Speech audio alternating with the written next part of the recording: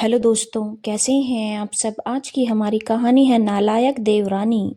आज लता जी के घर में उनकी सबसे छोटी बहू का आगमन हो चुका था। लता जी के 4 बेटे थे, 3 का विवाह हो चुका था और आज सबसे छोटी बहू भी आ गई। लता जी बहुत खुश थी कि चलो अब उनकी जिम्मेदारी पूरी हो गई। लता जी की कोई बेटी नहीं थी। बेटी को पाने की ख्वाहिश में ही उन्होंने 4 बेटों को जन्म दिया था। लेकिन अब उन्हें पता चल चुका था कि शायद उनके भाग्य में बेटी नहीं है और उन्हें बुढ़ापे में बहू के रूप में ही बेटियों का सुख प्राप्त होगा। लता जी अपनी बहू को बेटियों की तरह ही प्यार करती थी और उनका बहुत ख्याल रखती थी। सारी बहुएं भी लता जी का बहुत ख्याल रखती थी, क्योंकि वह सास नहीं, एक माँ की तरह उन्हें प्यार करती थी और उन्हें कभी ऐसा लगा ही नहीं कि वह अपने ससुराल में है। लता जी ने घर का माहौल ऐसा बना रखा था कि सब एक दूसरे से मिलजुल कर रहते थे। किसी को कोई दिक्कत नहीं थी और कोई लड़ाई झगड़ा भी नहीं था। लता जी ने हमेशा एक सामंजस्य अपने घर में बिठाकर रखा था, ताकि उनके जीते जी परिवार में कोई बिखराव ना आए। लता जी के चारों बेटे अपना अलग अलग बिजनेस करते थे। लता जी के पति भी अपना बहुत बड़ा बिजनेस चलाते थे। उनकी दूसरी बहू के आने के कुछ दिनों बाद ही लता जी के पति का देहांत हो गया था। लता जी शुरू में तो टूट गई, पर उनकी बहुओं ने उनका बहुत साथ दिया और फिर उनका ध्यान बटाने के लिए ससुर जी का बिजनेस उन्हें संभालने को कहा। तो लता जी ने बोला कि मैं यह नहीं कर पाऊंगी। तो दोनों बहुओं और चारों बेटों ने बोला, आप यह कर सकती हैं और इससे आपका मन भी शांत रहेगा। और लता जी ने अपने पति का बिजनेस धीरे धीरे संभाल लिया और इस तरह से वह भी खुश रहने लगी।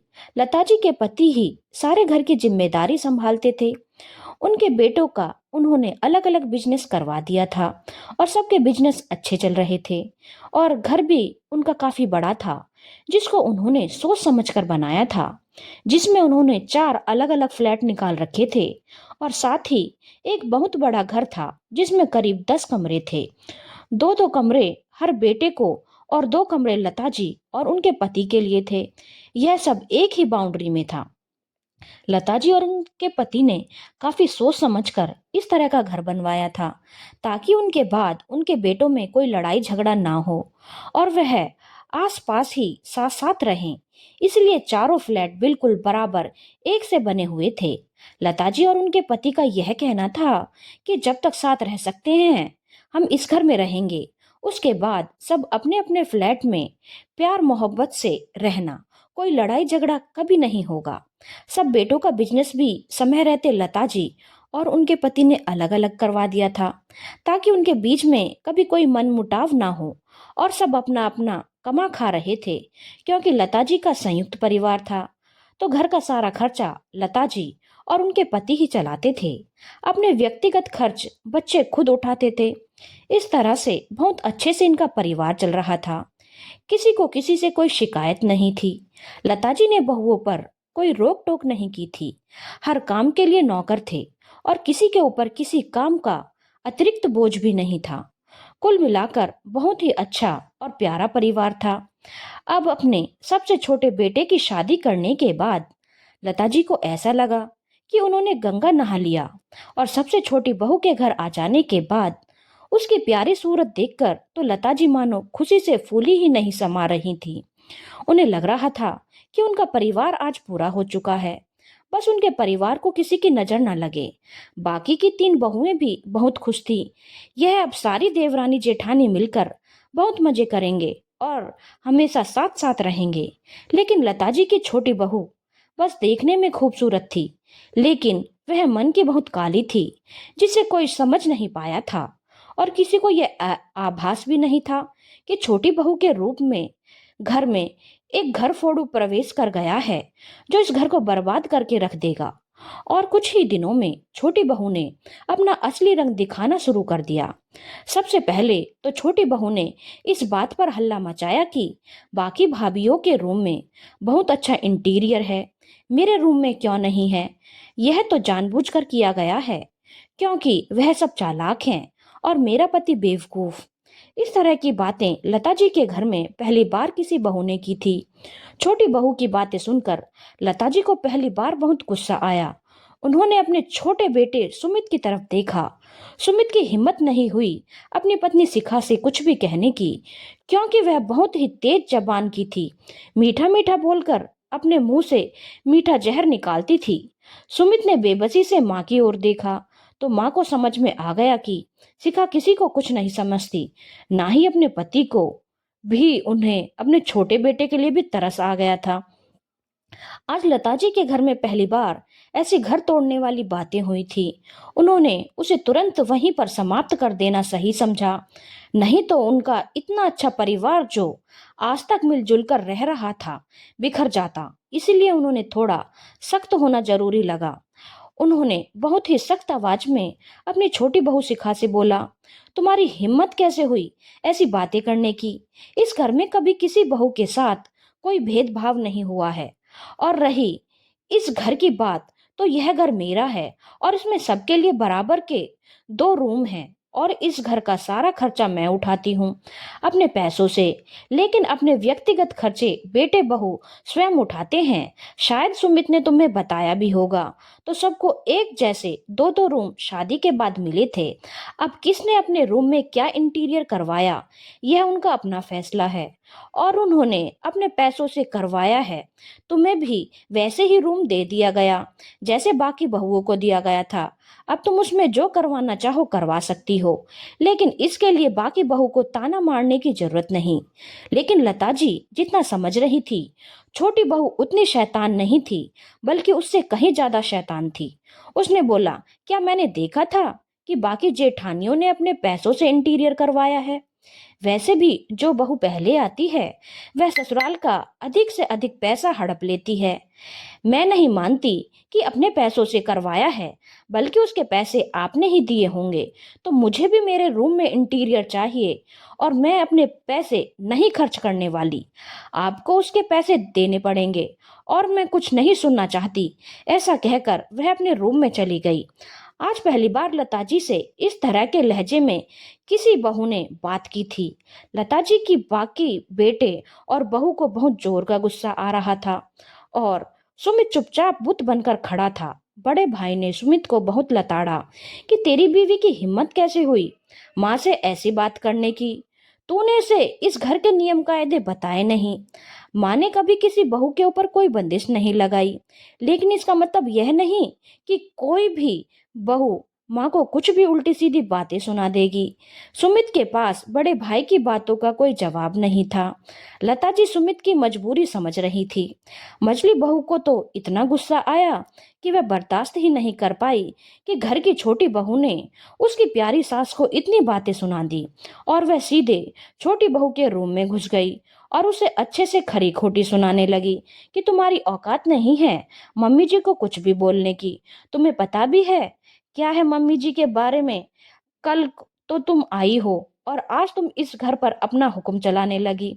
खबरदार जो आइंदा मम्मी जी से इस लहजे में बात की। हाँ, हमारे रूम में अच्छा इंटीरियर है जो हमने खुद अपने हिसाब से और अपने पैसों से करवाया है। तुम भी करवा लो, तुम्हें किसी ने रोका है? लेकिन छोटी बहू शिखा तो कुछ ज्यादा ही बदतमीज थी। उसने धक्का देकर मछली बहू को अपने रूम से निकाल दिया और बोला, तुम्हारी हिम्मत कैसे हुई मेरे रूम में मुझसे बिना पूछे अंदर आने की? आइंदा ऐसी गलती मत करना। यह मेरा रूम है और यहाँ मेरी इजाजत के बिना कोई भी अंदर नहीं आ सकता। यह देखकर तो लता जी के तन बदन में आग लग गई कि अपनी जेठानी के साथ कोई छोटी बहू ऐसा कैसे कर सकती है और इतने अभद्र भाषा का प्रयोग कोई कैसे कर सकता है। यह कैसी लड़की इस घर की छोटी बहू बन गई? अब तो इस घर की बर्बादी निश्चित है। और लता जी उदास होकर अपने कमरे में चली गई। मंझली बहू के साथ ऐसा व्यवहार करने पर मंझली बहू की आंखों में आंसू आ गए। बड़ी बहू और तीसरे नंबर की बहू तुरंत मछली बहू के पास गए और उसे संभाल लिया और साथ ही साथ शिखा को बोला, खबरदार जो आइंदा कभी ऐसा किया तुम्हारा हाथ तोड़कर तुम्हारे हाथ में दे देंगे। तुमने समझ क्या रखा है हमें? औकात नहीं है तुम्हारी हमारे मुंह लगने की। हम तीनों बहनों की तरह रहते थे और हमारे बीच में तुम आ गई। आज से तुम्हें जो करना है करो। ना हमसे बात करने की जरूरत है, ना कोई मतलब रखने की जरूरत है। और आइंदा ऐसी गलती भूल कर भी मत करना, नहीं तो अंजाम भुगतने को तैयार रहना। कुछ दिनों के बाद छोटी बहू ने दोबारा ड्रामे करने शुरू कर दिए कि मेरे रूम का इंटीरियर मम्मी जी को ही करवाना पड़ेगा। मैं अपना 1 रुपया भी खर्च करने वाली नहीं, क्योंकि मैंने नहीं देखा कि आप लोगों के रूम का इंटीरियर किसने करवाया है। हो सकता है मम्मी जी ने ही करवाया हो, और अब आप लोग सब मिलकर झूठ बोल रहे हैं। और सुमित को क्या पता, वह तो ऑफिस में रहता है, और वैसे भी शादी के पहले कोई लड़का इन सब बातों पर ध्यान नहीं देता। लता जी को लगा कि घर में कुछ ज्यादा ही कलह हो रहा है, तो उन्होंने बोला, ठीक है, तुम्हें जो करवाना है करवा लो, मैं सारी पेमेंट कर दूंगी। उन्होंने लड़ाई झगड़े से बचने के लिए ऐसा बोला, लेकिन लता जी का स्वभाव शुरू से ही ऐसा था कि उन्होंने कभी भी अपने बेटों में कोई भेदभाव नहीं किया था। इसीलिए अब सुमित के रूम के इंटीरियर का पैसा देना उन्हें सही नहीं लग रहा था, क्योंकि बाकी बहुओं ने अपने रूम का इंटीरियर अपने पैसों से करवाया था। इसीलिए लता जी ने बाकी 3 बहुओं को अपने रूम में बुलाया और बोला कि छोटी बहू का स्वभाव तुम लोगों से बिल्कुल अलग है, और उसे समझाना मेरे बस की बात नहीं, लेकिन मैं अपने चारों बहू में कोई भेदभाव नहीं कर सकती। इसीलिए उसके रूम के इंटीरियर में जितना भी पैसा लगेगा, उतना पैसा मैं तुम तीनों को भी दे दूंगी। इस पर तीनों बहुओं ने बोला, नहीं मम्मी जी, हमें पैसा नहीं चाहिए। हमें पता है छोटी बहू का स्वभाव हम तीनों से अलग है, और उसकी वजह से घर में पहले ही बहुत परेशानी बढ़ चुकी है। आप उसके रूम का इंटीरियर करवा दीजिए, शायद इससे उसे शांति मिल जाए। छोटी बहू हर वक्त अपने रूम का दरवाजा अंदर से बंद करके रहती और फोन पर बातें करती रहती। वह सिर्फ खाना खाने के लिए ही रूम से बाहर निकलती थी, और उसे बाकी घर से कोई मतलब नहीं था। लता जी को समझ में आ चुका था कि छोटी बहू के स्वभाव की वजह से उसका संयुक्त परिवार टूटने के कगार पर आ चुका है, और जल्दी इस परिवार में अलगाव निश्चित है। खैर, इंटीरियर का काम हो जाने के बाद छोटी बहू ने फिर नया ड्रामा शुरू कर दिया था। अब उसका कहना था कि शादी में उसे बाकी जेठानियों से कम जेवर चढ़ाए गए हैं। लता जी ने बोला, मैंने कभी अपनी बहुओं में कोई भेदभाव नहीं किया है, और सबको शादी में बराबर सोना चढ़ाया है। हाँ, जेवर के डिजाइन जरूर अलग हैं, पर उनका वजन लगभग बराबर ही है। लेकिन सिका यह बात मानने को तैयार नहीं थी। उसका कहना था, मैंने फोटो में भाभीियों के जेवर देखे हैं।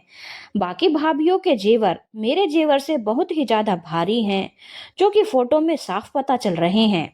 लता जी को समझ में आ चुका था कि शिखा हमेशा कुछ न कुछ बवाल मचाती ही रहेगी, और हर बार मुझसे ऐसे ही पैसे ऐंठती रहेगी, जिससे मैं मेरे बाकी बेटों के हक के पैसे उसे देती रहूंगी, जो कि किसी भी तरह से सही नहीं है। इसीलिए लता जी ने बिना कोई जवाब दिए वहां से जाना ही सही समझा। अगले दिन छोटी बहू के पिताजी का फोन लता जी के पास आया। थोड़ी बहुत औपचारिक बातें करने के बाद उन्होंने भी वही बात कही कि आपने मेरी बेटी को बाकी बहुओं से कम जेवर चढ़ाए हैं, तो आपका ऐसा भेदभाव करना नहीं चाहिए। अब लता जी को समझ में आ चुका था कि शिखा का स्वभाव ऐसा क्यों है। जब उसके माता पिता का स्वभाव ही ऐसा है, तो उन्होंने वैसी ही परवरिश शिखा को भी दी होगी, और उसे रिश्तों से ज्यादा पैसों का महत्व बताया होगा, और बेईमानी करना ही सिखाया होगा। और लता जी को यह समझ में आ गया था कि यह सब शिखा जानबूझकर कर रही है, ताकि सास की कमाई के अधिक से अधिक पैसे उसके पास पहुंच जाएं। इसीलिए लता जी ने अब सोच लिया था कि वह शिखा की कोई भी फिजूल की मांगे नहीं मानेगी, और उन्होंने शिखा के पिता से बोला कि आपको और आपकी बेटी को जो करना है कीजिए, मैं आपकी कोई बात नहीं मानने वाली। अगले दिन शिखा के पिताजी लता जी से मिलने आ गए, और फिर वही बातें बोलने लगे कि आपको अपने सारे बेटे बहू को बराबर ही देना चाहिए, कम ज्यादा नहीं देना चाहिए। मेरी बेटी इस घर की छोटी बहू है, तो इसके पहले की बहू को आपने क्या दिया क्या नहीं दिया, यह तो हम नहीं जानते। लेकिन यदि वह बोल रही है कि उनके जेवर उससे भारी हैं, तो सच ही बोल रही होगी। तो आप उसको भी उसके हिस्से का सोना दे दीजिए। यह अच्छी बात नहीं होती है अपनी बहुओं में भेदभाव करने की। लता जी ने बोला, मैं अब आपकी बेटी को कुछ नहीं देने वाली। उसका पति कमाता है, उसकी जो इच्छा है वह अपने पति से पूरी करवा सकती है। कोई रोक टोक नहीं है। सुमित ने शिखा के पिता को सफाई देनी चाही तो शिखा सुमित से तुरंत ही लड़ने लगी और उसे बुरा भला कहने लगी और सुमित को अंततः चुप होना पड़ा, क्योंकि शिखा इतनी बदतमीज लड़की थी कि उसके आगे कोई भी जवान खोलता तो वह उसको कुछ भी बोल देती थी, भले ही वह उसका पति या उसकी सास क्यों ना हो। और अपने बेटे की मजबूरी लताजी बहुत अच्छे से समझती थी और उन्हें यह पता था कि उनका बेटा एक बुरी लड़की के जाल में फंस चुका है और यह उनकी गलती है, लेकिन वह भी क्या कर सकती थी। कोई किसी का चेहरा और आवाज ही सुन सकता है, उसका काला दिल तो नहीं देख सकता। लेकिन लताजी ने सोच लिया था कि अब वह उसकी नाजायज मांगे के आगे नहीं झुकेंगी। शिखा के पिताजी ने बोला कि यदि आपका यह कहना है कि आपने सब बेटों को बराबर सोना दिया है, तो फिर आप अपनी बाकी की बहू के जेवर और मेरी बेटी के जेवर तुलवा कर देख लीजिए। तो लताजी ने बोला, बिल्कुल नहीं, मैं आपको सफाई क्यों दूं कि मैंने बराबर दिया है या नहीं। मेरा दिल जानता है मैंने बराबर दिया है और इसके लिए मैं किसी को कोई सफाई नहीं देने वाली और ना ही मेरी कोई बहू अपना कोई जेवर निकालेगी। मेरे लिए मेरे चारों बेटे बहू बराबर हैं और बराबर रहेंगे। जिसे मानना है माने, जिसे नहीं मानना है ना माने। मैं किसी को कोई सफाई देने के लिए बाध्य नहीं हूँ, लेकिन फिर भी एक बार वह फोटो जरूर देखना चाहूंगी जिसे देखकर आप और आपकी बेटी यह बवाल मचा रहे हैं। जरा मैं भी तो देखूं। शिखा के पिताजी ने अपने मोबाइल में शिखा की शादी के वक्त की उसकी बड़ी जेठानी ने जो जेवर पहना था वह दिखा दिया, जो कि काफी बड़ा हार था और काफी भारी कंगन थे। शिखा की सास उसे देखकर मुस्कुराने लगी और बोली, वाह, आपकी बेटी ने जिस जेवर को दिखाकर मेरे ऊपर इल्जाम लगाया है, वह जेवर मेरी बड़ी बहू के माता पिता ने उसे उसकी शादी पर दिया था, जो कि मेरे दिए गए जेवरों से दुगने वजन के हैं और उसके माता पिता ने उसे दिया है। तो इस हिसाब से तो आपको शिखा को जेवर देने चाहिए ताकि आपकी बराबरी की ख्वाहिश पूरी हो जाए, क्योंकि उसे तो उसके मायके से इतने भारी जेवर मिले ही नहीं जितने कि मेरी बाकी बहुओं को मिले हैं। ऐसा मैं नहीं बोल रही हूँ, ऐसा आपकी बेटी और आप खुद बोल रहे हैं। और अब हमें आपको और आपकी बेटी को कोई सफाई देनी नहीं। आपकी बेटी मेरे घर में पूरी तरह से आजाद है, वह चाहे रह सकती है, हमें उससे कोई दिक्कत नहीं। लेकिन अब वह अपनी फिजूल की मांगे हमारे आगे नहीं रखेगी। हम उसकी कोई नाजायज मांग पूरी करने वाले नहीं हैं, क्योंकि ऐसा करना मेरे बाकी के बेटे बहू के साथ नाइंसाफी होगी, क्योंकि मेरी संपत्ति पर मेरे चारों बेटों का बराबर का हक है और मैं किसी एक बेटे और बहू को बार बार उस संपत्ति में से एक बड़ा हिस्सा देकर बाकी बेटे बहू के साथ गलत नहीं करना चाहती। और ना ही मेरी संपत्ति का अभी कोई बंटवारा हो रहा है, यह सब मेरे जाने के बाद ही होगा, जो कि मैं जाने से पहले सारा इंतजाम करके जाऊंगी। और आपकी बेटी की वजह से मेरा इतना प्यारा परिवार बिखरने की कगार पर आ गया है, तो अब मैं कुछ सख्त फैसला लेने जा रही हूँ। आपकी बेटी और दामाद अब मेरे इस घर में नहीं रह सकते। हाँ, मुझे मेरे छोटे बेटे सुमित से बहुत प्यार है और मैं उसकी मजबूरी समझती हूँ, पर मैं एक बेटे के प्यार में अंधी होकर बाकी बेटों पर अत्याचार होते नहीं देख सकती। और आपकी बेटी बहुत ही बदतमीज और मुंहफट किस्म की लड़की है, जो कि कभी भी बड़े छोटे का लिहाज तक नहीं करती। और अब मेरा यह फैसला है कि आपकी बेटी मेरे घर में नहीं रहेगी, बल्कि अपने फ्लैट में जाकर रहे या उसे जहां जाना है वहां जाकर रहे, लेकिन मेरे घर में अब उसके लिए कोई जगह नहीं है।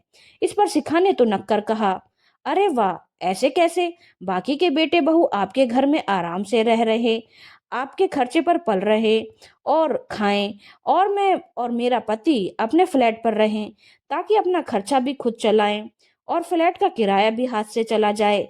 यह क्या बात हुई? मैं भी यहीं पर रहूंगी जैसे बाकी बेटे बहू रहते हैं। मैं अपने पैसे फालतू में क्यों खर्च करूं और अपने घर का किराया फालतू में क्यों अपने हाथ से जाने दूं? इस पर लता जी ने कहा, बाकी बेटे बहू अपने दायरे में हैं और छोटे बड़े का लिहाज करते हैं, मिलजुल कर आपस में प्यार मोहब्बत से रहते हैं, ना कि खुद को इस घर का मालिक समझकर रहते हैं। क्योंकि इस घर की मालकिन मैं हूँ और अब तक जिंदा हूँ और मैं ही रहूंगी और यह घर मेरा है और इस घर की मालकिन मैं हूँ, तो यहाँ वही लोग होगा जो मैं चाहूंगी। तुम हो कौन जो खुद को इस घर की मालकिन समझ रही हो और यहाँ के फैसले ले रही हो? बहुत दिनों से मैंने तुम्हारी बदतमीजी बर्दाश्त कर ली, यह सोचकर कि शायद तुम सुधर जाओ। लेकिन मुझे पता है कुत्ते की दुम कभी सीधी नहीं होती, तो तुम कभी सुधरने वाली नहीं हो। अपना बोरिया बिस्तरा समेटो और मेरे घर से निकलो। यह मेरा घर है, मेरे पैसों से बना हुआ है और मेरे पैसों से चलता है, और मैं किसी के ऊपर आश्रित नहीं हूँ। अपना बिजनेस खुद चलाती हूँ और मेरे घर में वही होगा जिसे मैं चाहती हूँ। जिसे मैं नहीं रखना चाहती वह मेरे घर में नहीं रह सकता। समझ में आई मेरी बात? तो तुरंत मेरे घर से निकलो। इस पर शिखा और उसके पिता ने हेकड़ी दिखाने की कोशिश की और बोला, अभी तुरंत मेरी नई शादी हुई है और मैं इस घर में आई हूँ। मैं चाहूँ तो आपको झूठे केस में भी फंसा सकती हूँ कि आपने मेरे ऊपर अत्याचार किया है। लता जी ने बोला, तुम्हारी पहली बदतमीजी देखकर ही मैं समझ चुकी थी कि तुम आगे कहाँ कहाँ दिमाग चला सकती हो। इसीलिए उसी वक्त मैंने तुमसे छुपाकर सारे घर में सीसीटीवी कैमरे लगवा लिए थे। तो तुम्हारी एक एक हरकत उस कैमरे में रिकॉर्ड है और तुम्हारे साथ इस घर में कितने अत्याचार हुए हैं यह भी उसमें रिकॉर्ड है। तो जिससे जो बोलना है बोल दो और जो करना है कर लो। हम सीधे हैं, इसका मतलब यह नहीं कि तुम कुछ भी बोलोगी और हम उसे मान लेंगे। हम अपने हक के लिए लड़ना जानते हैं। और हाँ, अब तुम अपनी जेठानी, सास और पति के साथ जिस बदतमीजी से तुम पेश आई हो, वह सभी उस कैमरे में रिकॉर्ड है। और यदि पढ़ी लिखी होगी तो तुम्हें बहुत अच्छे से पता होगा कि घरेलू हिंसा का केस सिर्फ तुम ही नहीं कर सकती, तुम्हारा पति भी तुम्हारे ऊपर कर सकता है, क्योंकि तुमने उसके ऊपर बहुत अत्याचार किए हैं। तो तुम्हारी भलाई इसी में है कि सुधर जाओ, क्योंकि हम सीधे साधे लोग हैं, प्यार मोहब्बत से रहते हैं। और तुम्हारी वजह से इस घर में नफरत की दीवार पैदा हुई है। और अपने हक के लिए तो कोई भी लड़ेगा, फिर हम पीछे कैसे हट सकते हैं? तो यदि तुम यही चाहती हो तो हम इसके लिए भी तैयार हैं, और तुम्हारी सारी हेकड़ी हमने ना निकाल दी तो देख लेना। शिखा और उसके पिता के पास लता जी की बातों का कोई जवाब नहीं था। सुमित अपनी माँ को देखकर मुस्कुरा रहा था और इशारों में बोल रहा था कि माँ, आपने जो कुछ भी किया बहुत अच्छा किया। इन लोगों को इसी जवाब की जरूरत थी। लता जी ने शिखा से बोला, तुम्हें 2 घंटे का समय देती हूँ, मेरा घर खाली करो, जहाँ जाना है जाओ, लेकिन इस घर में अब तुम नहीं रहोगी। 2 घंटे के बाद मुझे तुम इस घर में दिखनी नहीं चाहिए, नहीं तो पुलिस को बुलाकर तुम्हें धक्के देकर बाहर फिकवा दूंगी, क्योंकि इस घर की मालकिन मैं हूँ और इस घर में वही होगा जिसे मैं चाहती हूँ। अभी तक तो बहुत तुम्हारी हेकड़ी देख ली, अब तुम मेरी हेकड़ी देखना कि मैं क्या कर सकती हूँ। कहकर लता जी अपने रूम में चली गई। आज शिखा और उसके पिता का दाव उन्हीं के ऊपर उल्टा पड़ गया था। उन्होंने सोचा था कि डरा धमका कर वह लोग लता जी से अधिक पैसे निकलवाते रहेंगे, लेकिन यहाँ तो लता जी ने उसे घर से ही निकाल दिया।